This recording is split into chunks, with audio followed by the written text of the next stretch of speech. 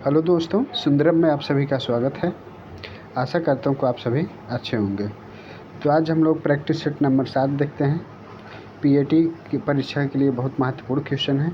तो आइए देखते हैं। क्वेश्चन नंबर 1, निम्न में से किसे कंप्यूटर के मस्तिष्क के नाम से भी जाना जाता है? कंप्यूटर के मस्तिष्क के नाम से किसे जाना जाता है? तो सीपीयू को, एएलयू को, मदरबोर्ड को, कीबोर्ड को। तो इसका करेक्ट आंसर क्या हो जाएगा? ऑप्शन नंबर ए इसका करेक्ट आंसर हो जाएगा। कंप्यूटर का मस्तिष्क किसे कहा जाता है? सीपीयू को कहा जाता है, जिसका फुल फॉर्म क्या होता है? Central processing unit. Central processing unit इसका फुल फॉर्म होता है। कंप्यूटर की खोज की बात की जाए तो कंप्यूटर की खोज कब हुई थी? 1833 ईस्वी में। किसके द्वारा किया गया था? चार्ल्स बेबेज के द्वारा किया गया था। किसके द्वारा? चार्ल्स बेबेज के द्वारा। कब किया गया था? तो 1833 ईस्वी में चार्ल्स बेबेज के द्वारा किया गया था। तो सीपीयू का फुल फॉर्म क्या हो जाएगा? सेंट्रल प्रोसेसिंग यूनिट इसका फुल फॉर्म हो जाएगा। तो इसका करेक्ट आंसर क्या हो जाएगा? ऑप्शन नंबर ए इसका करेक्ट आंसर हो जाएगा। चलिए अगला देखते हैं।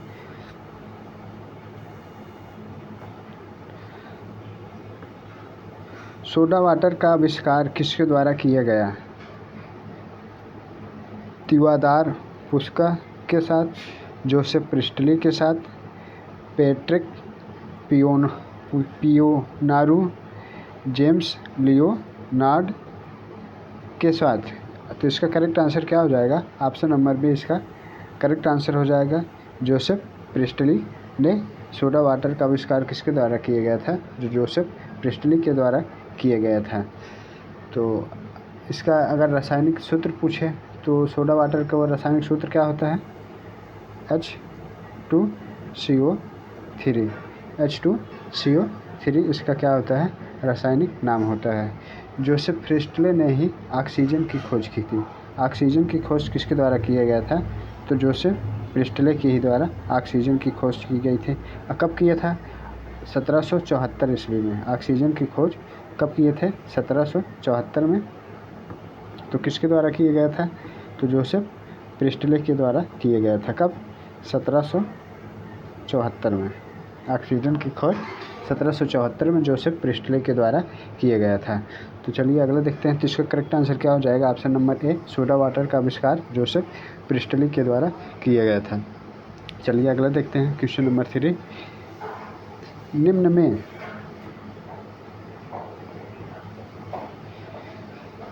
निम्न पौधे में से किसकी जड़ों में गांठें होती हैं? तो लेग्यूमिशन पौधे में, परजीवी पौधे में, एपीफाइटिक पौधे में, जलीय पौधे में। तो इसका करेक्ट आंसर क्या हो जाएगा? ऑप्शन नंबर ए इसका करेक्ट आंसर हो जाएगा। ऑप्शन नंबर ए इसका करेक्ट आंसर हो जाएगा। लेग्यूमिनस पौधे में क्या होती हैं? गांठें होती हैं। लेग्यूमिनस पौधे में क्या होती हैं? गांठें होती हैं। तो चलिए अगले देखते हैं। जैसे मटर के पौधे में भी क्या होती हैं? गांठें होती हैं, जिसमें राइजोजियम पाया जाता है। उसी को क्या कहते हैं? लेग्यूमिनस कहते हैं। चलिए अगला देखते हैं। क्वेश्चन नंबर 4,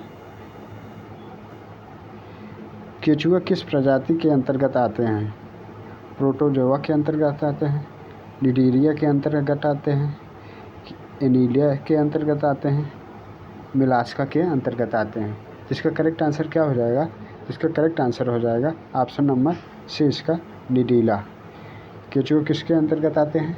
तो निडीला के अंतर्गत आते हैं। ठीक है, ऑप्शन नंबर ए इसका सही हो जाएगा। अगर केचुए के शरीर में लगभग कितने खंड होते हैं? तो केचुए के शरीर में लगभग 100 से लेकर 120 खंड होते हैं। 100 से लेकर 120 खंड होते हैं। केचुए के शरीर में कितने खंड होते हैं? लगभग 100 से लेकर 120 तक होते हैं। तो चलिए अगला देखते हैं। सबसे बड़ा स्तूप है ग्रीनलैंड है, श्रीलंका है, मालदीव है, मेडागास्कर है। तो सबसे बड़ा टापू कौन सा है? सबसे बड़ा टापू कौन सा है? तो इसका करेक्ट आंसर क्या हो जाएगा? ऑप्शन नंबर ए इसका करेक्ट आंसर हो जाएगा, ग्रीनलैंड। सबसे बड़ा टापू क्या है? ग्रीनलैंड है। ग्रीनलैंड दुनिया का सबसे बड़ा टापू है। यह कहाँ पर स्थित है? तो उत्तरी अटलांटिक महासागर में। अटलांटिक महासागर में कहाँ पर है सबसे बड़ा टापू? अटलांटिक महासागर में। ठीक है, तो कहाँ पर स्थित है? अटलांटिक महासागर में स्थित है। इसका करेक्ट आंसर क्या हो जाएगा? ग्रीनलैंड। यह दुनिया का सबसे बड़ा टापू है। ठीक है, तो चलिए अगला देखते हैं। बॉक्साइट किसका अयस्क है? तो बॉक्साइट किसका एक अयस्क है? एल्युमिनियम का है, बेरिलियम का है, लेड का है, टिन का है। तो बॉक्साइट किसका अयस्क है? ऑप्शन नंबर ए इसका करेक्ट आंसर हो जाएगा। तो यह किसका अयस्क है? एल्युमिनियम का अयस्क है। ऑप्शन नंबर ए इसका करेक्ट आंसर हो जाएगा। बॉक्साइट किसका खनिज है? तो एल्युमिनियम का खनिज है। तो चलिए अगला देखते हैं।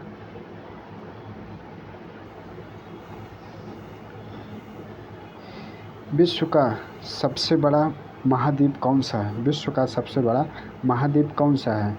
अफ्रीका महाद्वीप है, उत्तरी अमेरिका महाद्वीप है, दक्षिणी अमेरिका है, एशिया है। तो विश्व का सबसे बड़ा महाद्वीप कौन सा है? तो इसका करेक्ट आंसर क्या हो जाएगा? एशिया महाद्वीप। विश्व का सबसे बड़ा महाद्वीप कौन सा है? एशिया महाद्वीप। एशिया महाद्वीप कुल कितने हैं? 7 एशिया महाद्वीप हैं। कितने हैं? 7 एशिया महाद्वीप। सबसे बड़ा कुल महाद्वीप कितने हैं? 7 हैं। सबसे बड़ा जिसमें से क्या है? एशिया महाद्वीप है। उसके बाद अफ्रीका महाद्वीप, फिर उसके बाद उत्तरी अमेरिका है, फिर दक्षिणी अमेरिका है, फिर अंटार्कटिका है, फिर यूरोप है, फिर ऑस्ट्रेलिया। अगर सबसे बड़ा की बात की जाए तो एशिया, सबसे छोटा कौन सा हो जाएगा? ऑस्ट्रेलिया महाद्वीप। कौन सा हो जाएगा? ऑस्ट्रेलिया महाद्वीप या सबसे छोटा महाद्वीप है। ठीक है, सबसे छोटा महाद्वीप कौन सा है? ऑस्ट्रेलिया महाद्वीप सबसे छोटा है। सबसे बड़े की बात की जाए तो एशिया महाद्वीप सबसे बड़ा द्वीप है। कुल कितने महाद्वीप हैं? तो 7 महाद्वीप हैं। तो इसका करेक्ट आंसर क्या हो जाएगा? ऑप्शन नंबर डी इसका करेक्ट आंसर हो जाएगा। चलिए अगला देखते हैं।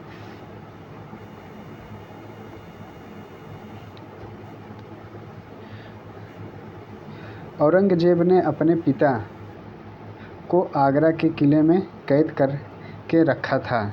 तो औरंगजेब का पुत्र कौन था? हुमायूं है, शाहजहां है, अकबर है, बहादुर शाह है। तो औरंगजेब को किसने कैद करके आगरा के किले में रखा था? तो इसका करेक्ट आंसर क्या हो जाएगा? Option number B. औरंगजेब के पिता कौन थे? शाहजहां। औरंगजेब का पुत्र कौन था? शाहजहां था। इसी ने क्या किया था? औरंगजेब को आगरा के किले में कैद करके रखा था। तो जब इनकी मृत्यु हुई 1666 ईस्वी में। औरंगजेब की मृत्यु कब हुई थी? तो इनकी मृत्यु कब हुई थी? औरंगजेब जो है शाहजहां का पुत्र था। तो शाहजहां की मृत्यु कब हुई थी? तो 1666 ईस्वी में। 1666 ईस्वी में शाहजहां की मृत्यु हुई। मृत्यु के बाद उन्हें ताजमहल में उनकी बेगम मुमताज़ महल के बराबर में दफना दिए, अर्थात ताजमहल में भी इनको भी दफना दिया गया था शाहजहां को। चलिए अगला देखते हैं।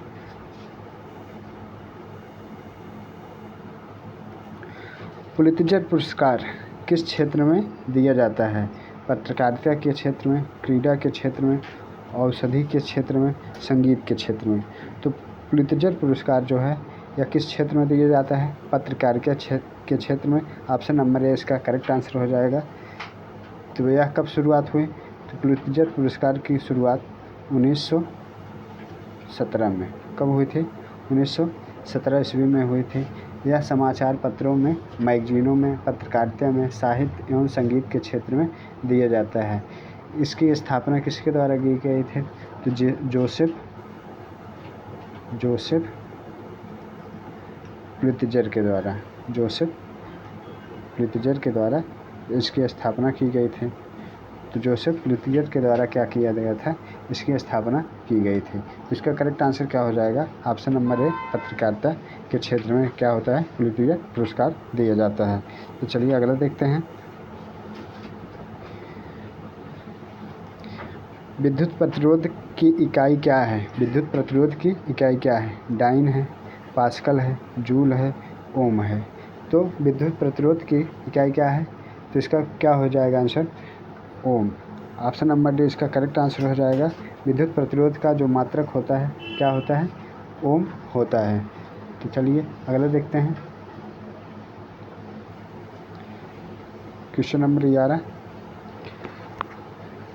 टेलीविज़न का आविष्कार किसने किया था, जे.एल. बेयर्ड के द्वारा किया गया था, अरस्तु के द्वारा किया गया था, जेम्स कार्ल मैक्सवेल के द्वारा किया गया था, निकोला टेस्ला के द्वारा किया गया। तो इसका करेक्ट आंसर क्या हो जाएगा, टेलीविज़न का आविष्कार किसने किया था, तो ऑप्शन ए इसका करेक्ट आंसर हो जाएगा, जे.एल. बेयर्ड के द्वारा किया गया था। टेलीविज़न का आविष्कार किसके द्वारा किया गया था, जे.एल. बेयर्ड के द्वारा किया गया था। कब किया गया था, तो 1917 ईस्वी में, 1927 ईस्वी में। कब किया गया था, 1927 में जे.एल. बेयर्ड के द्वारा किया गया था। चलिए अगला देखते हैं। अगर कार्ल मार्क्स की बात करें तो इन्होंने क्या किया था, विद्युत चुम्बकीय का सिद्धांत, विद्युत चुम्बकीय सिद्धांत को इन्हीं के द्वारा किया गया था। चलिए अगला देखते हैं। रामचरितमानस एक महाकाव्य है जिसे किस भाषा में लिखा गया है, रामचरितमानस क्या है, एक महाकाव्य है जिसे किस भाषा में लिखा गया है, संथाली में लिखा गया है, मुंड में लिखा गया है, अवधी में लिखा गया है, संस्कृत में लिखा गया है। तो रामचरितमानस किस भाषा में लिखा गया है, इसका करेक्ट आंसर क्या हो जाएगा, ऑप्शन नंबर से इसका करेक्ट आंसर हो जाएगा। यह किस भाषा में लिखा गया है, अवधी भाषा में लिखा गया है। ठीक है, किस भाषा में, अवधी भाषा में लिखा गया है। इसका करेक्ट आंसर क्या हो जाएगा, ऑप्शन नंबर ए। रामचरितमानस की रचना किसके द्वारा की गई, तो रामचरितमानस की रचना किसने की थी, तुलसीदास ने। रामचरितमानस की रचना किसके द्वारा किया गया था, तुलसीदास के द्वारा किया गया था। किस भाषा में किए थे, अवधी भाषा में। अगर रामायण की बात की जाए तो रामायण की रचना किसके द्वारा किया गया था, तो रामायण की रचना किसके द्वारा किया गया, तो वाल्मीकि के द्वारा किया गया था। किसके, वाल्मीकि के द्वारा किया गया था। ठीक है, रामायण की रचना वाल्मीकि के द्वारा किए गए थे। अगर महाभारत की बात की जाए तो महाभारत की रचना किसने की थी, महाभारत की रचना किसने की थी, तो महाभारत की रचना वेद व्यास के द्वारा किया गया था। किसके द्वारा, वेद व्यास के द्वारा किया गया था। तो इसका करेक्ट आंसर क्या हो जाएगा, रामचरितमानस किस भाषा में लिखा गया है, तो अवधी भाषा में लिखा गया है। चलिए अगला क्वेश्चन देखते हैं।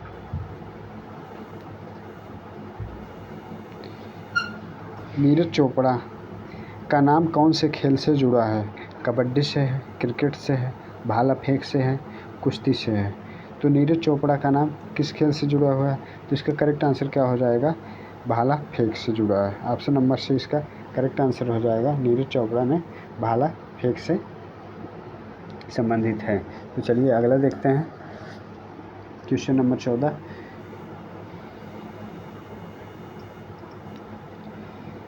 निम्न में से कौन सा ऊर्जा का वाणिज्यिक स्रोत नहीं है, कोयला है, पेट्रोल है, प्राकृतिक गैस है, ईंधन है। तो वाणिज्यिक स्रोत कौन सा नहीं है, तो वाणिज्यिक स्रोत में की बात की जाए तो इसमें कोयला भी आ जाता है और कोयला आ जाता है, पेट्रोल आ जाता है, प्राकृतिक गैस आ जाता है। जबकि वाणिज्यिक स्रोत क्या नहीं है, ईंधन जो है वाणिज्यिक स्रोत नहीं है।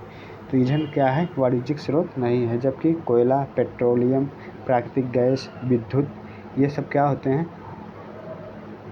वाणिज्यिक स्रोत हैं। जबकि गैर वाणिज्यिक की बात की जाए तो इसमें क्या होता है, ईंधन, कृषि अवशिष्ट जो होते हैं वो होते हैं जैसे सूखा गोबर, ये क्या होते हैं, गैर वाणिज्यिक होते हैं।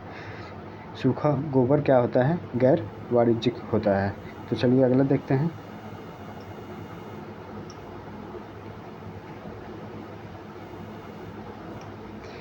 मनुष्यों में निम्न में से कौन सा आपातकालीन हार्मोन्स है, मनुष्य में कौन सा आपातकालीन हार्मोन्स है। तो थायरॉक्सिन है, इंसुलिन है, एड्रेनालिन है, प्रोटोस्टेरोन है। तो इसका करेक्ट आंसर क्या हो जाएगा? एड्रेनालिन है। ऑप्शन नंबर सी इसका करेक्ट आंसर हो जाएगा, एड्रेनालिन है। क्या है? एड्रेनालिन है। तो इसका ऑप्शन क्या हो जाएगा? ऑप्शन नंबर सी इसका करेक्ट आंसर हो जाएगा। यह हार्मोन्स क्या है? आपातकालीन हार्मोन्स है। यह हार्मोन्स जो है पीयूष ग्रंथि से स्रावित होता है। कहाँ से स्रावित होता है? पीयूष ग्रंथि से। ठीक है, कहाँ से स्रावित होता है? तो पीयूष ग्रंथि से स्रावित होता है। पीयूष ग्रंथि से स्रावित होता है। पीयूष ग्रंथि से स्रावित होता है। यह मनुष्य में उत्तेजना के लिए कार्य करता है। किसके लिए? उत्तेजना के लिए कहते हैं। जैसे इसी से क्या होता है? भय होता है, क्रोध आता है, गुस्सा होता है।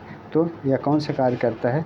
एड्रेनालिन हार्मोन्स काम करता है। तो इसी से आदमी को गुस्सा आता है, भय लगता है। तो करेक्ट आंसर क्या हो जाएगा? ऑप्शन नंबर सी इसका करेक्ट आंसर हो जाएगा। तो चलिए अगला देखते हैं।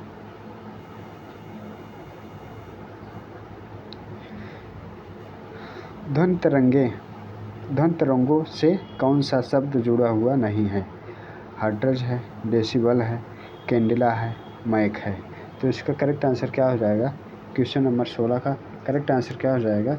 ध्वनि तरंगे कौन से शब्द से नहीं जुड़ा हुआ है? तो इसका करेक्ट आंसर क्या हो जाएगा? ऑप्शन नंबर सी इसका क्या हो जाएगा? कैंडेला। कैंडेला जो है वह ध्वनि तरंगे से नहीं जुड़ा हुआ है। तो ध्वनि तरंगे कैसी होती है? तो ध्वनि तरंगे कैसे होते हैं? अनुदैर्घ्य तरंगे होती हैं। कैसी होती हैं? अनुदैर्घ्य तरंगे होती हैं। ध्वनि तरंगे कैसी होती हैं? अनुदैर्घ्य तरंगे होती हैं। तो ध्वनि की तीव्रता किससे मापी जाती है? तो ध्वनि की तीव्रता डेसिमल से मापी जाती है। किससे मापी जाती है? डेसिमल से मापी जाती है। और ध्वनि की चाल का संबंध माइक से होता है। ध्वनि की चाल का संबंध किससे होता है? माइक से होता है। और कैंडेला जो है वह कोई ध्वनि का मात्रक नहीं है। तो इसका करेक्ट आंसर क्या हो जाएगा? ऑप्शन नंबर से इसका करेक्ट आंसर हो जाएगा कैंडेला। ठीक है, चलिए अगला देखते हैं।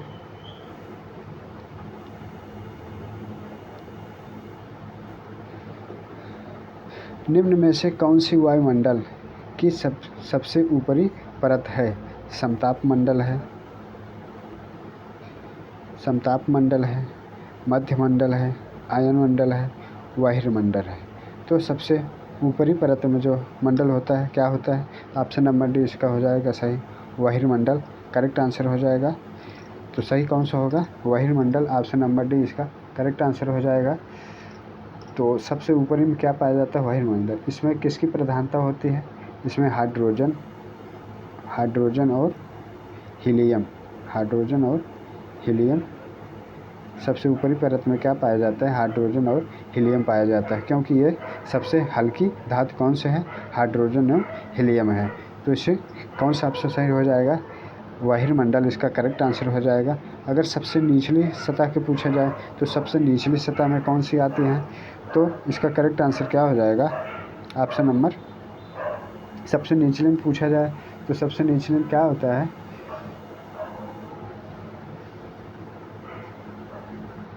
क्षोभ मंडल। सबसे निचली परत में क्या होता है? क्षोभ मंडल होती है।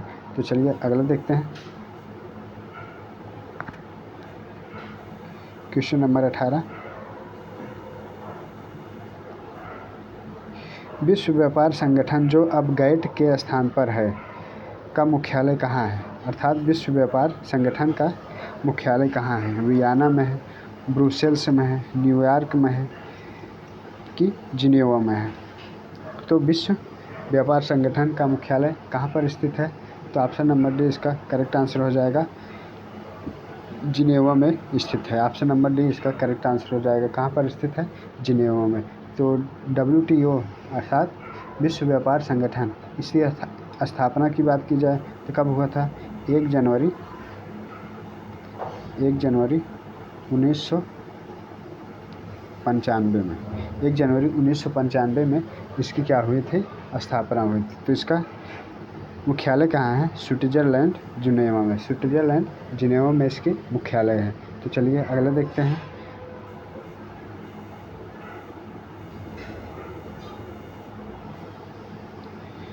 विधान परिषद की सदस्यता के लिए न्यूनतम आयु सीमा क्या है? विधान परिषद की सदस्यता के लिए न्यूनतम आयु सीमा क्या है? 21 वर्ष है, 25 वर्ष है, 30 वर्ष है, 35 वर्ष है।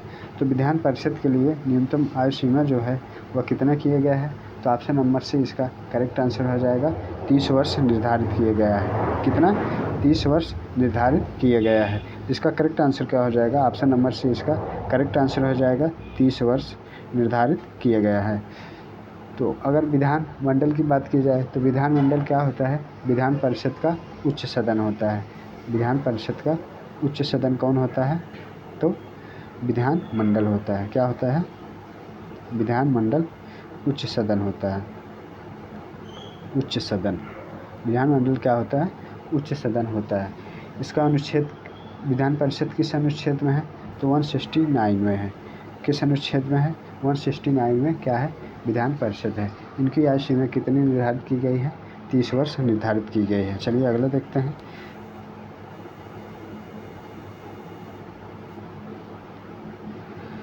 बांग्लादेश का राष्ट्रीय गान, बांग्लादेश का राष्ट्रीय गान अमार सोनार बंगाल किसने लिखा?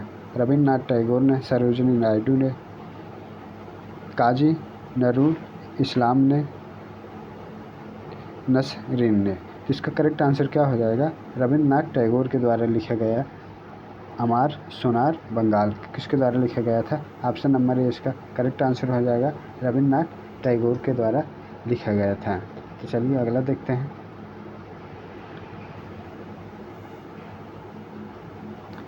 बचपन बचाओ आंदोलन के संस्थापक कौन हैं?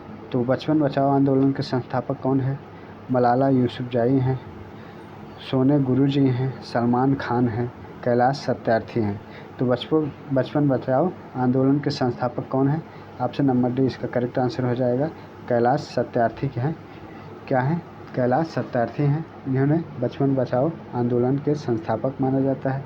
इन्होंने कब शुरुआत किए थे? तो 1980 में इन्हीं के द्वारा शुरू किया गया था। कब?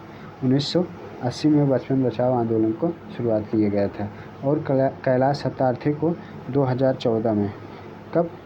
2014 में इन्हें क्या दिया गया था? शांति का नोबेल पुरस्कार, शांति का नोबेल पुरस्कार सम्मान प्राप्त हुआ था। ठीक है, पुरस्कार सम्मान प्राप्त हुआ। शांति का नोबेल 2014 में शांति कैलाश सत्यार्थी को मिला था। तो चलिए अगला देखते हैं।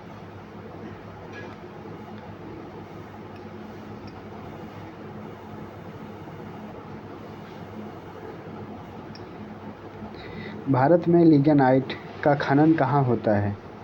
झारिया में होता है, कोराब में होता है, नवेली में होता है, भाद्रवती में होता है।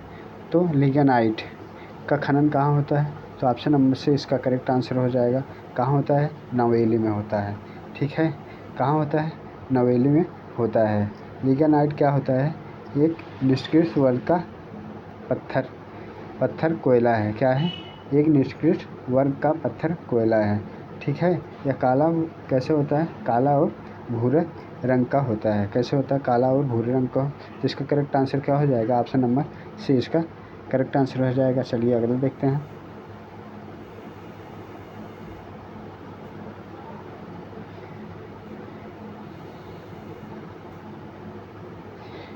हेपेटाइटिस मानव शरीर के किस अंग को प्रभावित करता है? जिगर को करता है, अग्नाशय को करता है, तिल्ली को करता है, छोटी आंत को करता है। तो हेपेटाइटिस किस मानव के शरीर को किस अंग को प्रभावित करता है? तो हेपेटाइटिस जो है मानव के यकृत को प्रभावित करता है। अर्थात इसका option number A correct answer हो जाएगा जिगर। जिगर को प्रभावित करता है। इसे क्या कहते हैं? यकृत भी कहते हैं। जिगर को ही यकृत कहते हैं या लीवर कहते हैं। इसी को लीवर भी कहते हैं। यकृत को जिगर या लीवर भी कहा जाता है। तो यह क्या होता है? पीलिया का विषाणुजनित रोग है। हेपेटाइटिस क्या होता है? ये पीलिया का विषाणुजनित रोग होता है। इसमें मानव के यकृत अंग को प्रभावित करता है। कौन सा अंग प्रभावित करता है? तो यकृत को प्रभावित करता है। इसका कारण क्या होता है? पेशाब का पीला होना, आँख और त्वचा का पीला होना इसका लक्षण है। तो पीलिया जिनको होता है उसकी पेशाब पीली होती है, आँखें और त्वचा जो है में पीलापन आ जाता है। तो इसका करेक्ट आंसर क्या हो जाएगा? ऑप्शन नंबर ए जिगर। चलिए अगला देखते हैं।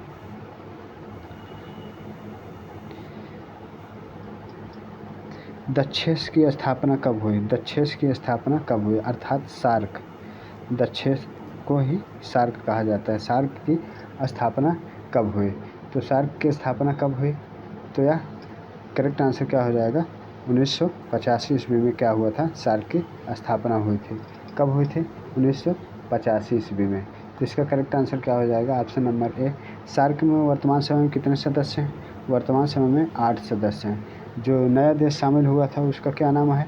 तो वह अफ़गानिस्तान शामिल हुआ था। तो इसका करेक्ट आंसर क्या हो जाएगा? 1985 में सार्क की स्थापना किए गए। तो चलिए अगला देखते हैं।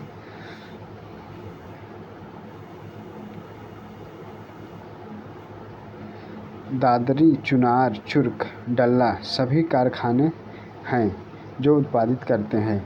सीमेंट का उत्पादन करते हैं, चीनी का, कागज़ का, उर्वरक का। तो इसका करेक्ट आंसर क्या हो जाएगा?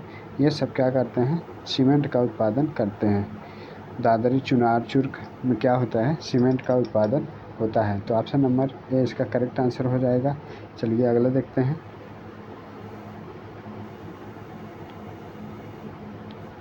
उत्तर प्रदेश खादी ग्रामोद्योग बोर्ड की स्थापना कब हुई?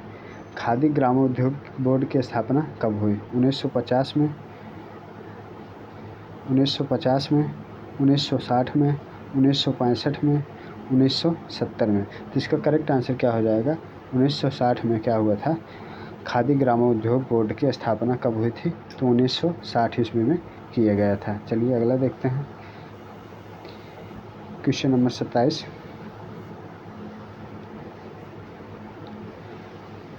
अनुसूचित बैंक एक ऐसा बैंक है जो क्या है? राष्ट्रीयकृत हो, राष्ट्रीयकृत ना हो, दूसरे देश में स्थापित हो, भारतीय रिजर्व बैंक की दूसरी अनुसूची में शामिल है। तो इसका करेक्ट आंसर क्या हो जाएगा? अनुसूचित बैंक एक ऐसा बैंक है जो भारतीय रिजर्व बैंक की दूसरी अनुसूची में शामिल है। तो इसका करेक्ट आंसर क्या हो जाएगा? ऑप्शन नंबर डी इसका करेक्ट आंसर हो जाएगा। यह भारतीय रिजर्व बैंक द्वारा 1934 कब? 1934 की द्वितीय अनुसूची में शामिल किया गया था। अधिनियम 1934 की। कौन सी? अधिनियम 1934 के अधिनियम से भारतीय रिजर्व बैंक की दूसरी अनुसूची में शामिल किया गया। तो इसका करेक्ट आंसर क्या हो जाएगा? ऑप्शन नंबर डी इसका करेक्ट आंसर हो जाएगा। तो आज के लिए बस इतना ही। आशा करता हूँ वीडियो आप लोगों को पसंद आया होगा। तो चैनल को सब्सक्राइब ज़रूर करें और शेयर करें। बहुत बहुत धन्यवाद।